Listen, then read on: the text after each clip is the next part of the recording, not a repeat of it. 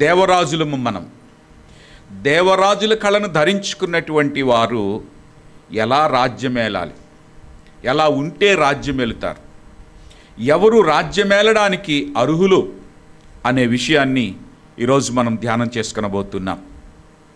సహజంగా ఏదైనా ఒకళ్ళు పరిపాలనలోనికి రావాలి అని అంటే ఆ పరిపాలనలోనికి వచ్చేటప్పుడు సహజంగా జరిగేది ఏంటంటే అంతకుముందు రాజ్యమును ఏలి ఓడిపోయినటువంటి వారిని, ఆ రాజ్యానికి ఫేవర్గా ఉన్నటువంటి వాళ్ళని క్షమించరు.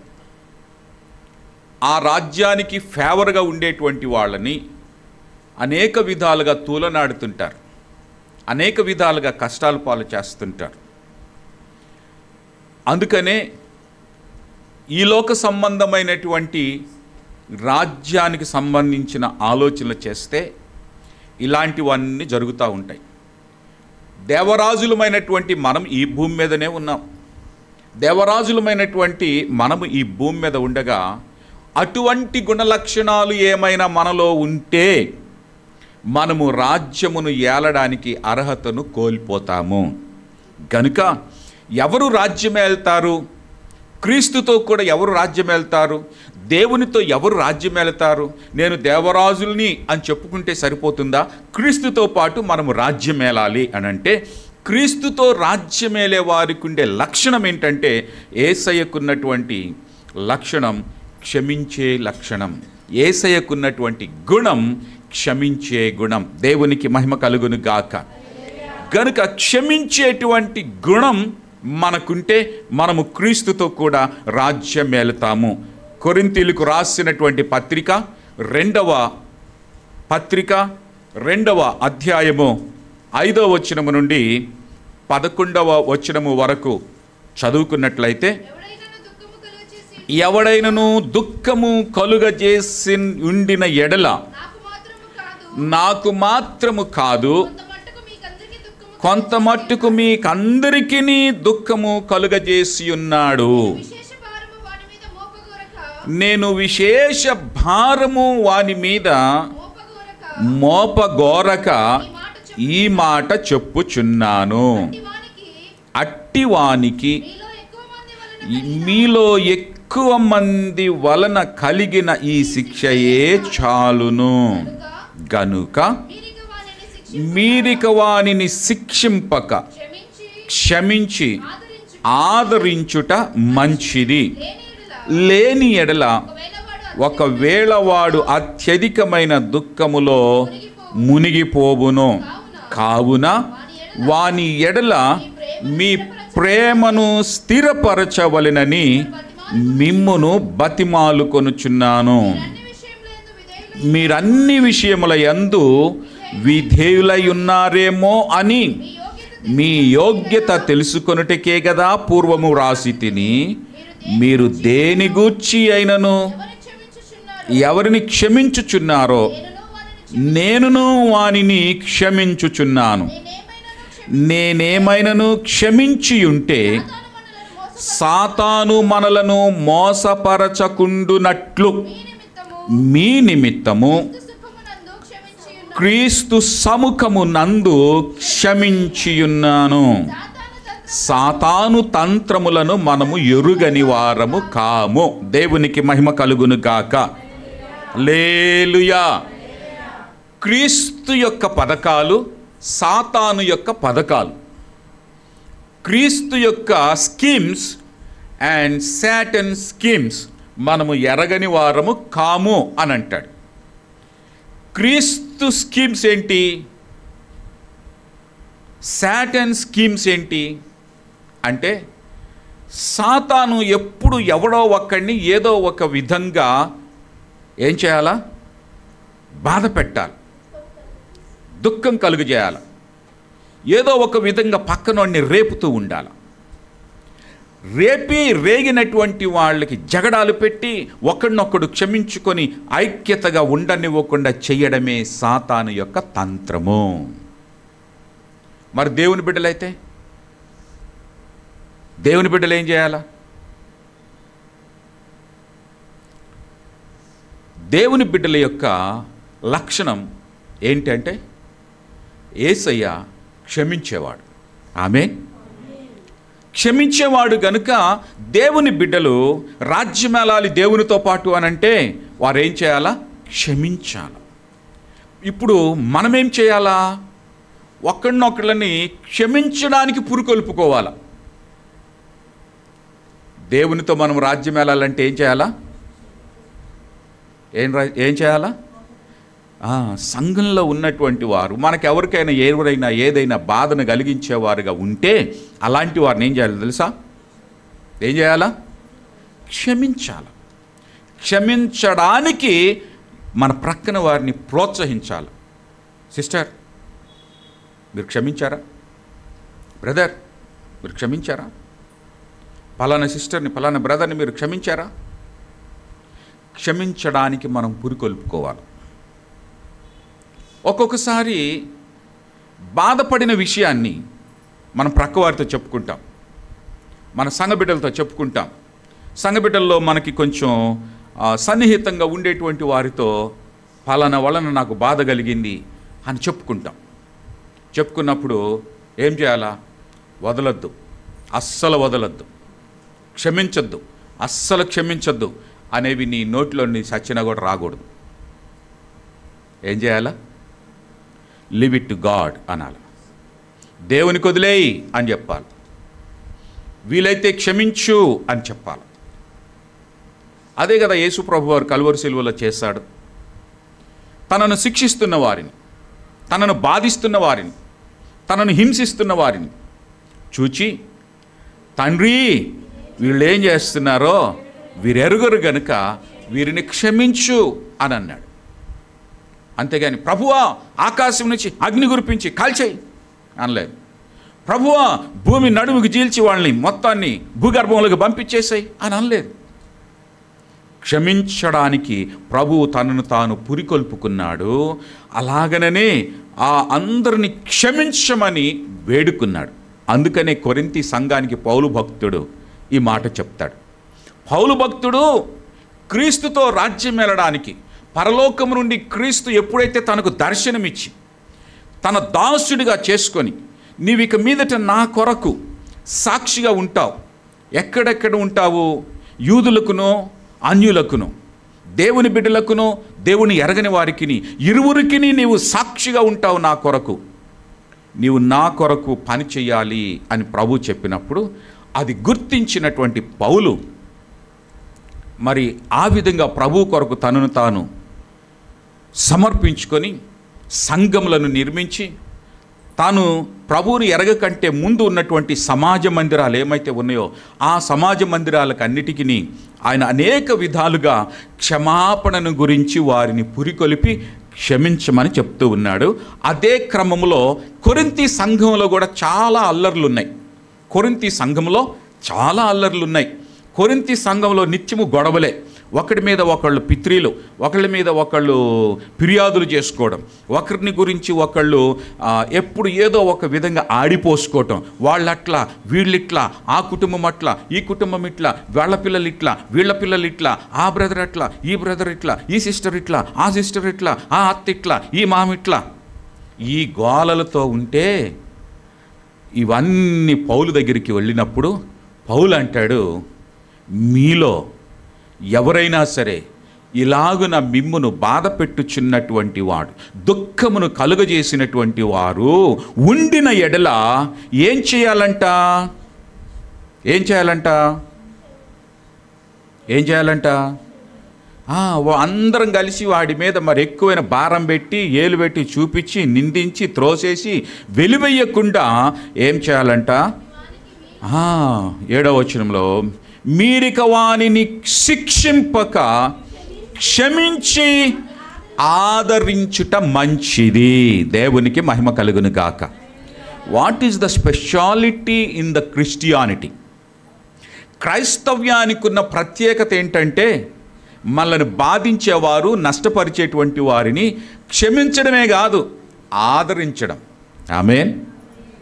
ఇది క్రీస్తుతో రాజ్యమేలాలి అనేటువంటి వారికి ఉండాల్సినటువంటి మొట్టమొదటి లక్షణంలో వారు క్షమించాలి. రెండవ లక్షణం ఆదరించాలి. ఆమేన్.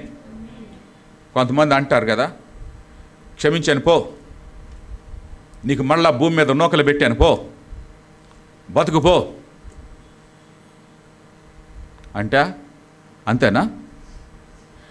అలాంటి డైలాగ్ ఒకటి వదిలేసి క్షమించాను పో అంటే అవతలోడు క్షమించబడ్డాడో లేదో, వాడు ఆ క్షమాపణ అంగీకరించాడో లేదో తెలీదు. కానీ మనం ఏమంటాం, ఏదైనా పెట్టాల్సిన వచ్చినప్పుడు, రాయితీలు ఏమైనా ఇవ్వాల్సి వచ్చినప్పుడు, పథకాలు ఏమైనా అందాల్సినప్పుడు, వాడు నమ్మదగినోడు కాదురా, వాడికి అప్పుడే ఏం చేయొద్దు. ఏం చేయాలా? అరే వాడు మన పార్టీ కోసం కష్టపడ్డాడు రా, ఫస్ట్ వానికి ఇవ్వాల. వానికి 10 బిల్డింగ్లు ఉన్నాయి, 10 ఎకరాల పొలాలు ఉండని, ఈ 10 మంది ఇంట్లో ఉద్యోగాలు చేసుకొని అయినా వాడికే పెట్టాలి ఫస్ట్. వాడు మన పార్టీ కాదురా, వాడిని క్షమించడం లేదు, వాడిని ఆదరించడం లేదు, వానికి అందించడం లేదు. అలా కాదు ఉండాల్సింది. ఎలా ఉండాలా? ప్రభు చెప్తూ ఉన్నాడు, సంఘంలో దేవుని బిడ్డలంగా మనము క్రీస్తుతో కూడా రాజ్యం వెళ్ళాలి అని అంటే మనము క్రీస్తు వారము అంటే దేవరాజులమైతే క్షమించాలా, క్షమించిన అనంతరం ఏం చేయాలంట? క్షమించిన అనంతరం ఆదరించాల. హల్లెలూయా, హల్లెలూయా. నేను మిమ్మలను సియోనులో నుండి ఆదరిస్తా అని ప్రభు చెప్తాడు కదా. కాబట్టి ప్రభు మనల్ని ఆదరిస్తూ ఉంటే నీవు నేను మనం కూడా ఏం చేయాలా? ఆదరించాల. ఆదరించాల. ఏ విధమైన ఆదరణ? దుఃఖంలో ఉన్నాడా, బాధలో ఉన్నాడా, కొరతలో ఉన్నాడా, ఊరడించు మాటల చేత ఆదరించు, చేయూతనిచ్చి ఆదరించు, కొరత ఏదన్నా ఉంటే ఆ కొరత తీర్చి ఆదరించు. అలా చేస్తే నీవు దేవునితో రాజ్యం వెళ్తావు. దేవునికి మహిమ కలుగును గాక. హల్లెలూయా. ఇంకా ఏమంటూ ఉన్నాడు? కొరింథీ సంఘమునకు క్రిందికి గనక మనము చదివినట్లయితే, ఎస్, మీరన్ని విషయముల యందు, 9వ వచనం, మీరన్ని విషయముల యందు ఈ ధేయులై ఉన్నారేమో అని మీ యోగ్యత తెలుసుకొనడానికి రాశాను. ఏమండి, మీరు క్షమించారా లేదా, ఆదరించారా లేదా? ఇవి క్షమించి ఆదరిస్తే మీరు యోగ్యులు. 2 Corinthians chapter 2 verse 9. కొంతమంది ఇంకా ఎత్తుక్కుంటున్నారు పాపం. 2వ కొరింథీయులకు రాసిన పత్రిక 2వ అధ్యాయము 5వ వచనము నుండి 9వ వచనము వరకు మనము ధ్యానం చేసుకుంటున్నాం. అందులో ఇక్కడ ఏమంటున్నాడంటే, you are qualified or not, you are qualified or not. నువ్వు క్వాలిఫై అయ్యావా? క్వాలిఫై అయ్యావో లేదో తెలుసుకోవడానికి ఈ విషయాలు రాస్తున్నా. ఇప్పుడు మన ముందున్న ప్రశ్న, ఓ శిలువ శ్రమలు, శిలువ శ్రమలు, శిలువ శ్రమలు, శిలువ శ్రమలు ఎప్పుడు చెప్తా ఉంటాం కదా. అయ్యా కలువరి శిలువలో నా కోసం అయ్యా రక్తం కార్చావయ్యా, ఓ దెబ్బలు తిన్నావయ్యా, ఇప్పుడు నాగట్లాగా చీల్చబడిందా అయ్యా అని కన్నీరు గారుస్తూ ముక్కులోంచి జీది పక్కనోడి మీద వేసి, అది కాదు. ఆ ప్రభు అది ఎప్పుడో పడ్డాడు. ఇప్పుడు మనం చేయాల్సిందేంది? ప్రభు అది చెప్తున్నాడు. నువ్వు దేని కొరకే ఏడవాలా? నిన్ను బాధించేవాడిని క్షమించావో లేదో దాని కొరకే ఏడవాల. ఇంకా నాలో క్షమించే గుణం లేదు ప్రభువా, నీలాంటి క్షమించే గుణం నాకు దయచేయమని ఆ గుణం కొరకు ఏడవాల. గట్టిగా చెప్తే సంతోషిస్తాం, ఇంకొంచెం గట్టిగా చెప్తే దేవుడు కూడా సంతోషిస్తాడు.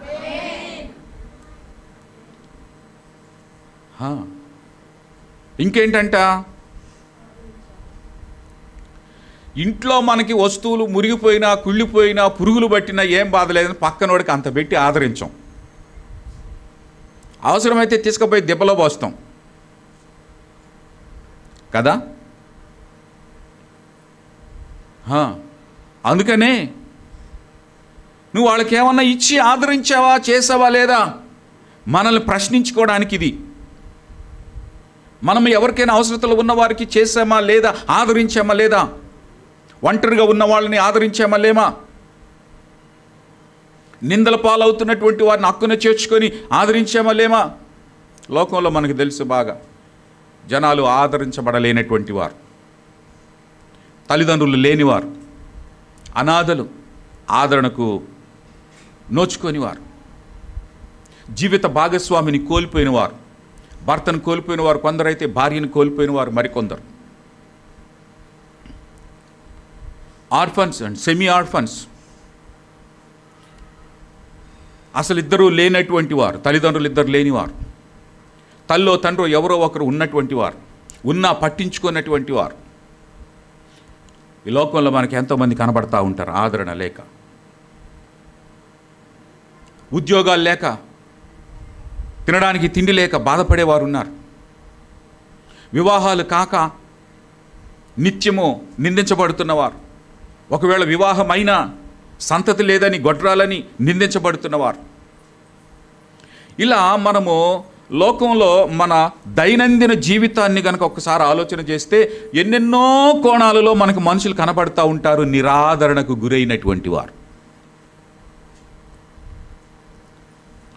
ఒకవేళ అదృష్టమో దురదృష్టమో ఇష్టపడి పెళ్లి చేసుకుంటే తల్లిదండ్రులు మాకు చెప్పి చేసుకున్నారా, మమ్మల్ని అడిగి చేసుకున్నారా, అటోళ్ళు రానీరు ఇటోళ్ళు రానీరు, ఎవ్వరు వారిని ఆదరించరు. ఇట్లా చెప్పుకుంటూ పోతే ఎన్నో రకాలైన కోణాలలో మనము ఆదరణ లేనటువంటి వారు మనకు కనబడేవారు, వినబడేవారు ఎందరో ఉంటారు. సంఘంలో కూడా మనకు అలాంటి వాళ్ళు కనబడుతుంటారు. ఆదరణ కోసం దేవుని దగ్గరికి వస్తారు. దేవుని దగ్గరికి రాగానే మనం ఇప్పుడు వాళ్ళని ఏం చేయాలా? వీడు అవుట్రా, వీడు ఎస్సీఓడా, అరే వీడు అవుట్రా, వీడు బీసీనా, వీడు అవుట్రా, వీడు ఏ ఓసీనా,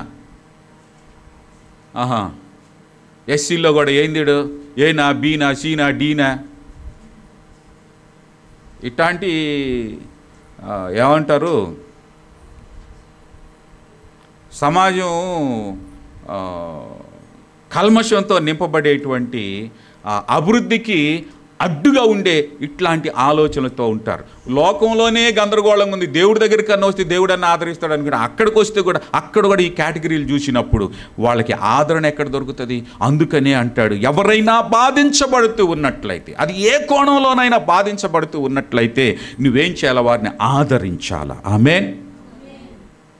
ఆదరించగలిగిన వారు అయితే, అందుకనే అంటాడు కదా ప్రభువు, ఆయన మందిరంలోనికి వచ్చిన అందరినీ ఆదరించాలి. నా మందిరము సమస్తమైన జనులకు, అది అందులో అందరూ ఉంటారు.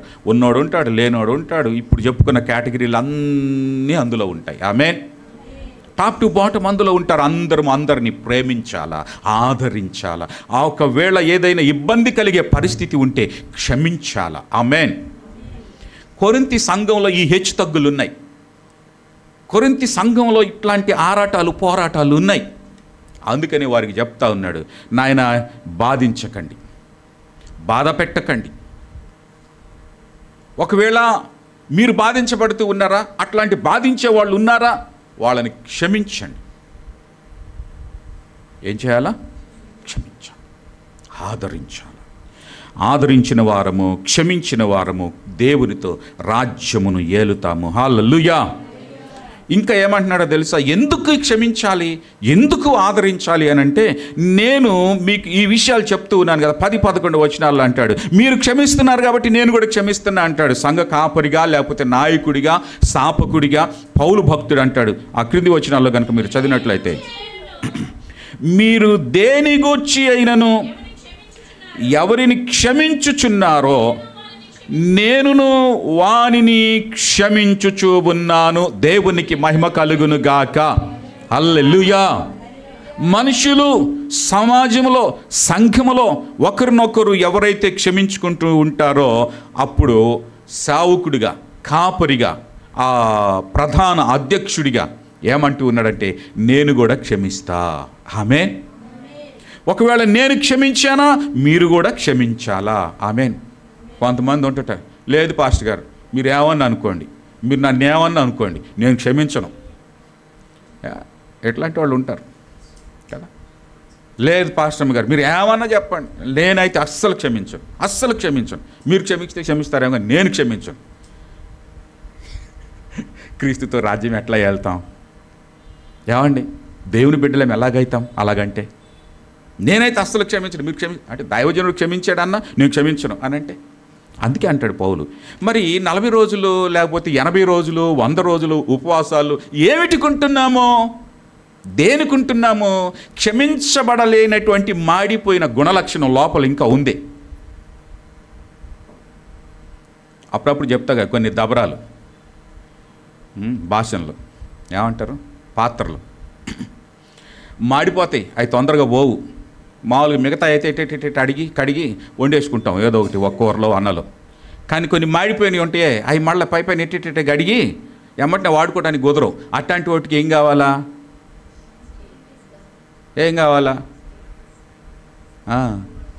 స్క్రబ్బర్ పనికిరాదు, స్టెయిన్లెస్ స్టీల్ స్క్రబ్బర్ కావాలి దానికి.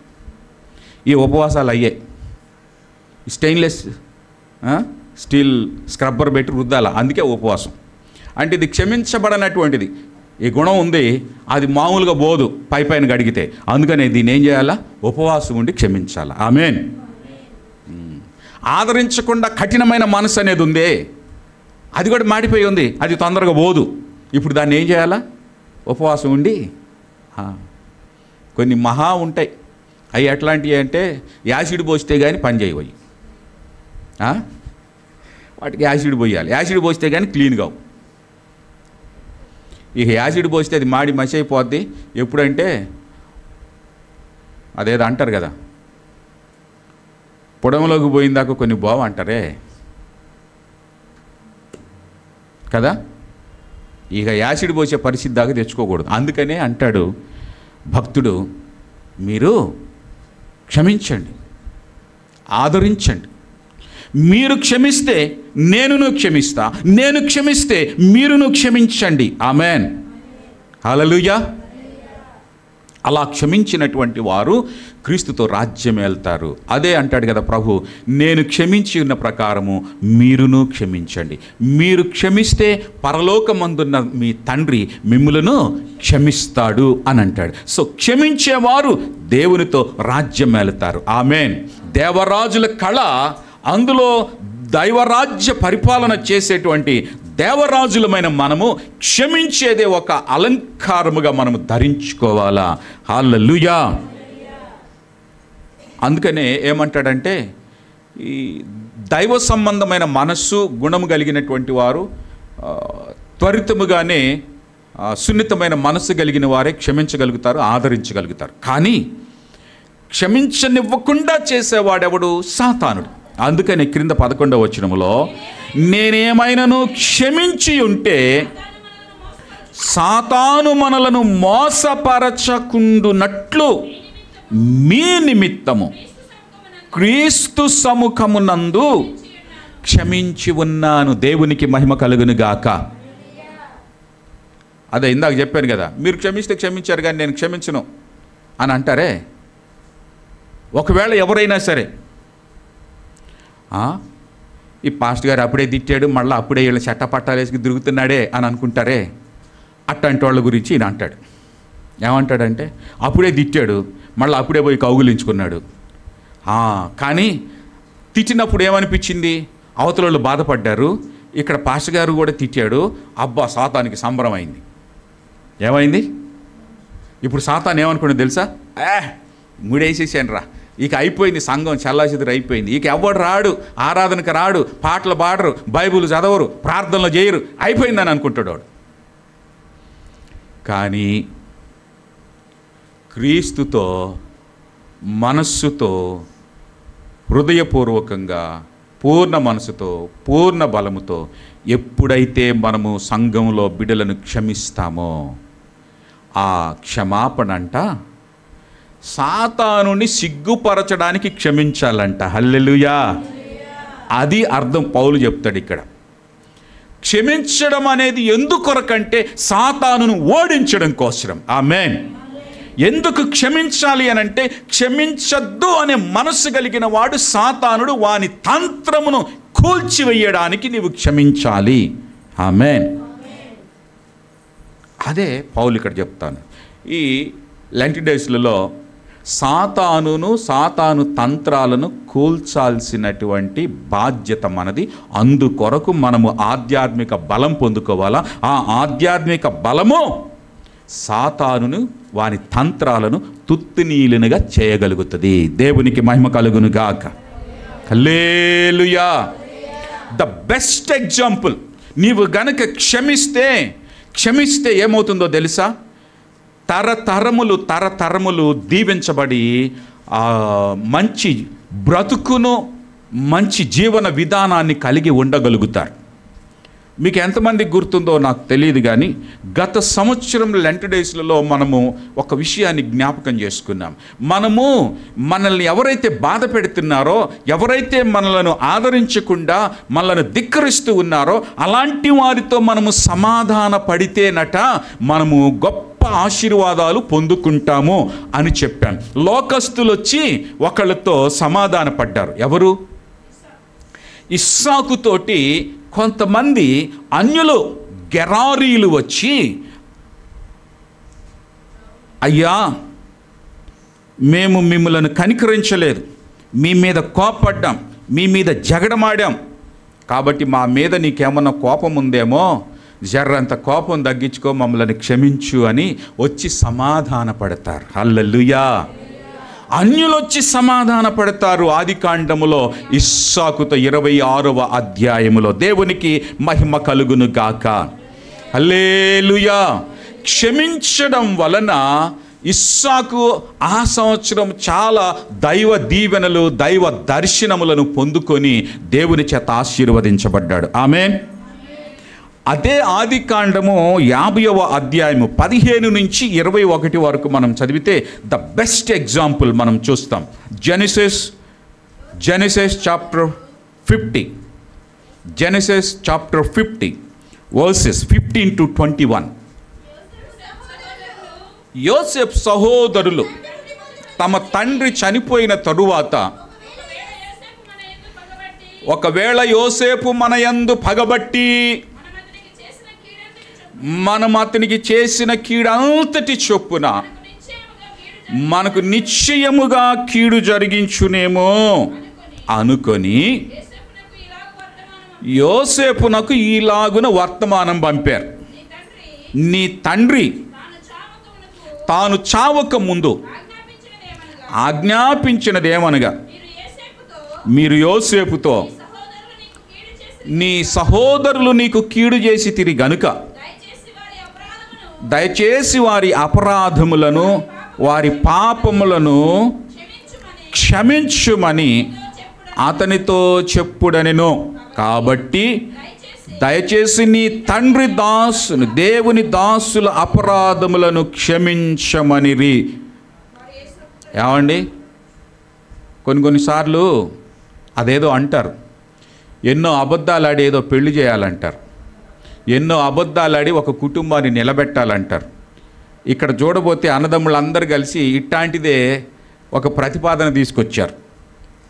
నిజంగా యాకోబు వీళ్ళందరిని కూర్చోబెట్టి, ఒరే మీ తమ్ముడు మిమ్మల్ని అందరిని చంపేస్తాడేమో నేను చచ్చిపోయిన తర్వాత, కాబట్టి వాని దగ్గర క్షమాపణ కోరుకోండి అని ముందే చెప్పాడో లేదో తెలీదు. అలా చెప్పినట్టు ఎక్కడ కూడా రాయబడలేదు. కానీ వీళ్ళందరూ ముందే ఊహించుకున్నారు. ఏమని? అరే తండ్రి చచ్చిపోయాడు రా, ఇన్నాళ్ళు తండ్రి బ్రతుకున్నాడు కదా, తండ్రి బ్రతుకున్నంత కాలము తండ్రిని బట్టి మనలను క్షమించాడు. అంతే కదా. కొన్నిసార్లు కుటుంబంలో, రేయ్ జాగ్రత్త, అమ్మ నాన్నలను బట్టి నిన్ను ఏం చేస్తున్నాను తెలుసా,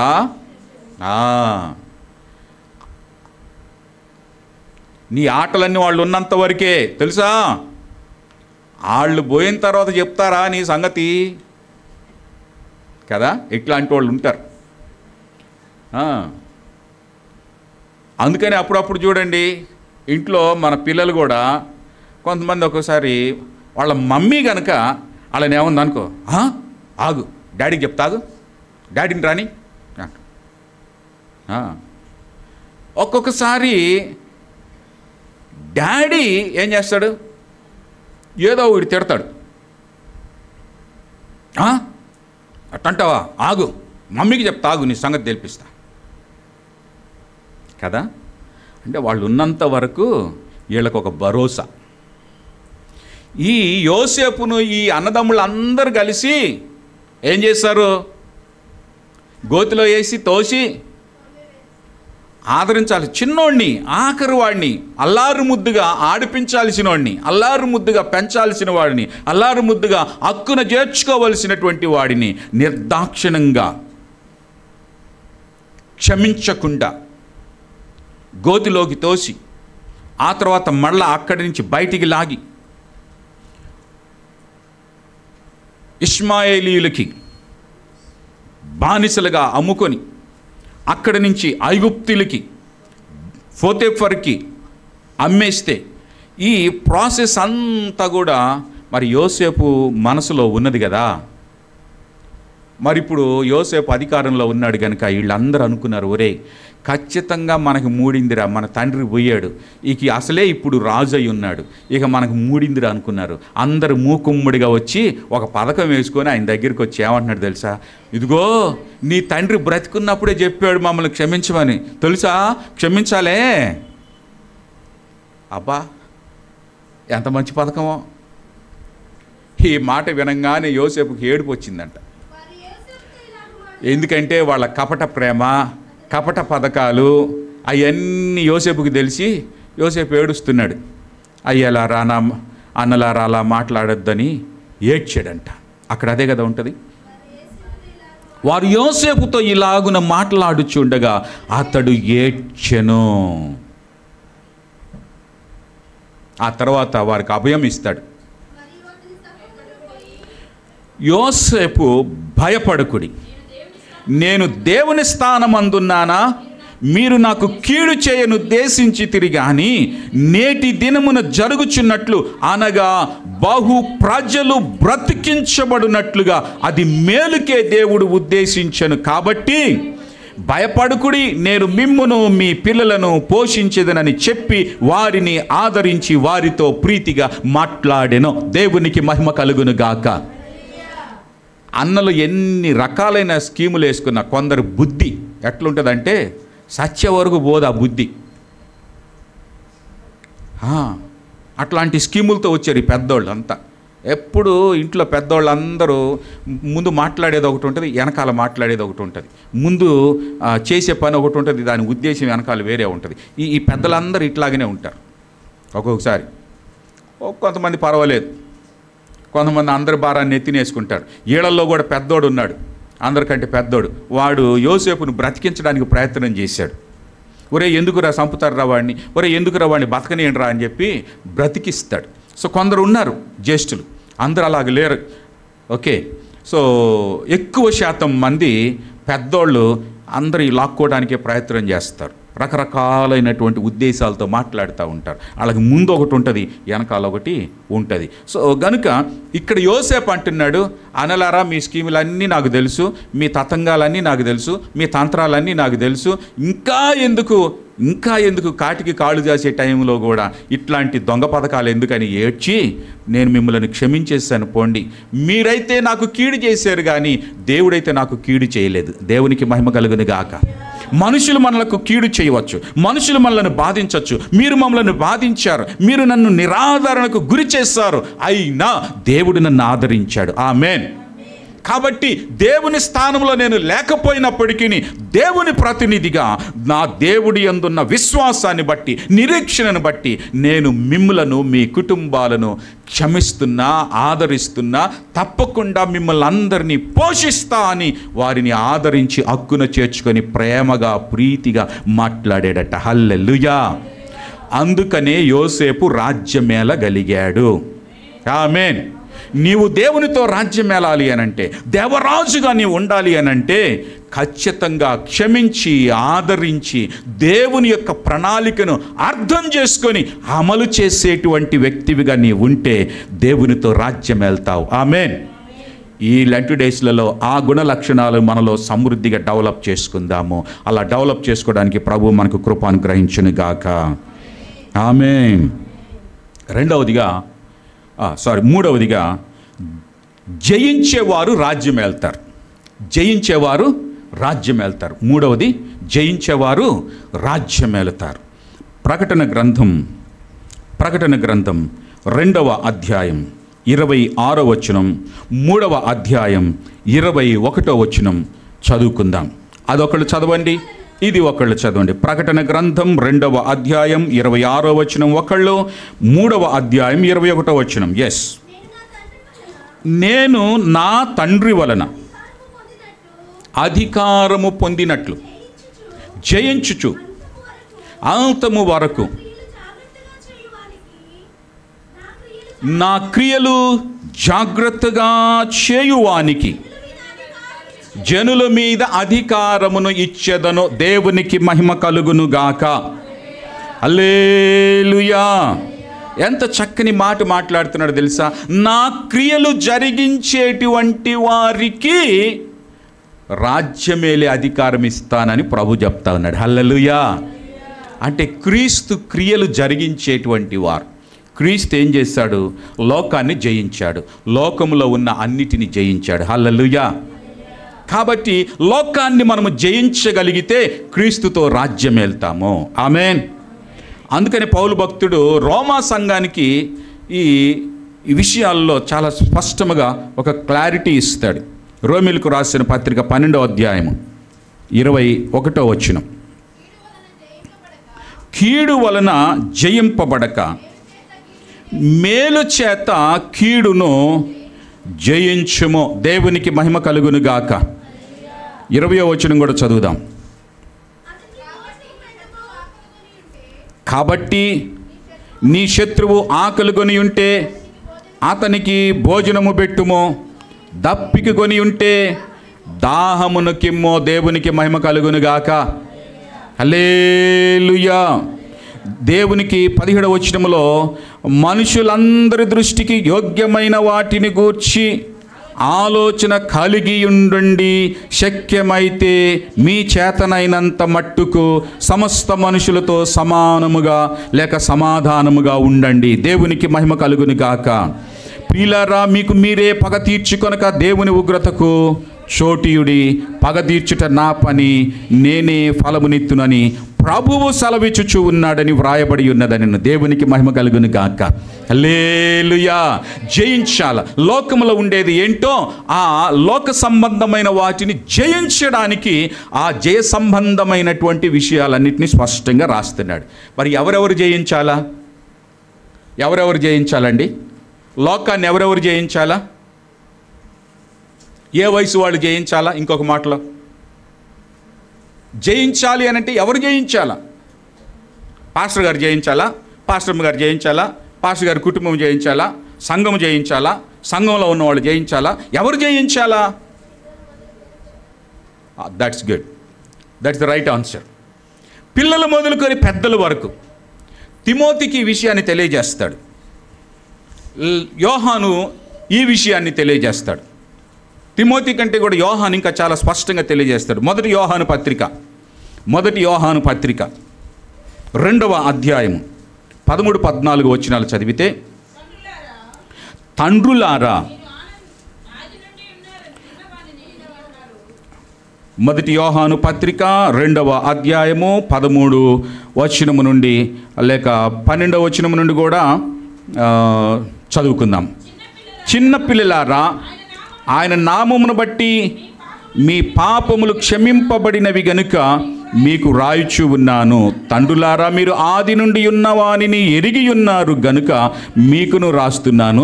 యవనస్తులారా, మీరు దుష్టుని జయించి ఉన్నారు గనుక మీకు రాయిచున్నాను. చిన్నపిల్లలారా, మీరు తండ్రిని ఎరిగి ఉన్నారు గనుక మీకు రాయిచున్నాను. తండ్రులారా, మీరు ఆది నుండి ఉన్న వానిని ఎరిగి ఉన్నారు గనుక మీకును రాయిచున్నాను. యవనస్తులారా, మీరు బలవంతులు, దేవుని వాక్యము మీ యందు నిలిచి ఉన్నది, మీరు దుష్టుని జయించి ఉన్నారు గనుక మీకును రాయిచు ఉన్నాను. దేవునికి మహిమ కలుగును గాక. హల్లెలూయా. ఈ యోహాను ఎవరెవరిని గురించి రాస్తూ ఉన్నాడంటే సంఘములో ఉన్నటువంటి పిల్లలను మొదలుకొని పెద్దల వరకు, మధ్య వయస్కుల వారు కానీ యవనస్తులను కానీ అందరినీ కూడా ఏమంటున్నాడో తెలుసా? మీరు దుష్టుని జయించిన వారు పెద్దవాళ్ళైతే, యవనస్తులు మీరు బలవంతులు, మీరు జయించాలి. పిల్లలారా మీరు దేవుని స్వరూపులు, దేవుని స్వరూపంలో ఉన్న మీరు దైవ విధానములో దుష్టుడిని జయించాలి. ఆమేన్. ఇప్పుడు తల్లిదండ్రులకు ఒక బాధ్యత. మీ పిల్లలు దైవ స్వరూపులైతే వారు దైవ స్వరూపంలోకి మార్చబడే విధంగా వాళ్ళకి మీరు ఏం చేయాలా? సమకూర్చాలా. వాళ్ళని సండే స్కూల్కి నడిపించాలా. ఆమేన్. ఒళ్ళో కూర్చోబెట్టుకోకూడదు. వాళ్ళని ఏం చేయాలా? సండే స్కూల్కి నడపాలా. సండే స్కూల్లో వాళ్ళు దైవ స్వరూప విధానంలో ఎలాగని ఎదగగలుగుతారో ఉగ్గుపాలతోనే వసబోసినట్టు పోస్తారు. ఆమేన్. దేవుని గురించి అప్పుడు వాళ్ళలో దైవ స్వరూపం అనేది డెవలప్ అవుతుంటుంది. ఆమేన్. వాళ్ళని దేవుని సందులకు నడిపించాలి. అందుకని అంటాడు, పిల్లలారా మీరు ఎలాంటి వారంట? పిల్లలారా మీకే రాస్తూ ఉన్నాను. ఏంటంట? చిన్న పిల్లలారా మీరు మీ తండ్రిని ఎరిగి ఉన్నారు. ఆమేన్.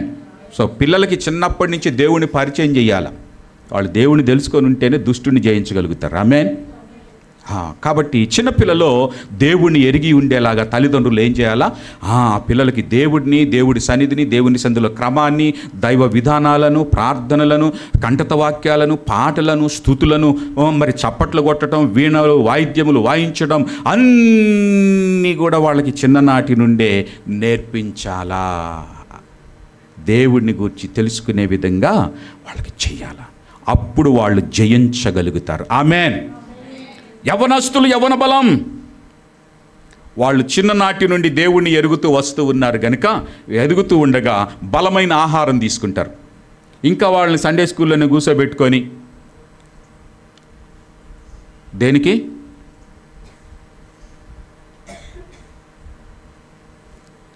వాళ్ళకి వయసు, యవనస్తులు టీనేజ్ వయసుకు వచ్చినాక కూడా ఇంకా కొంతమంది ఏడుంటారో తెలుసా?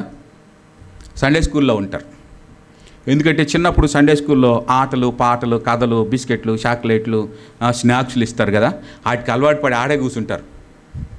వాళ్ళు బలవంతులు గారు. అందుకనే సండే స్కూల్లో ఏం చేయాలి తెలుసా? వాళ్ళు టీనేజ్కి రాగానే వాళ్ళు బలవంతులు కాబట్టి ఏడ కూర్చోబెట్టాలా? బలమైన ఆహారం కోసం కూర్చోబెట్టాలా. ఆమేన్. బలమైన ఆహారం ఏంటి? బిర్యానీ, దమ్ బిర్యానీ, ఏందది? మండి, మొగల్స్ మండి, ఇవి కాదు. బలమైన ఆహారం ఏంటి? మందిరంలో కూర్చొని పెద్దలతో పాటు వాళ్ళు ఎదగాల, వాక్యములో ఎదగాల, బలమైన వాక్యంలో ఉన్నకి వాళ్ళు రావాలా, అందులో నుంచి లెసన్స్ నేర్చుకోవాలా. ఆమేన్. సండే స్కూల్లో స్టోరీలు, కథలు నేర్చుకుంటారు. పెద్దోళ్ళ సర్వీసులోకి వచ్చేటప్పుడు వాళ్ళు ఏం నేర్చుకుంటారు?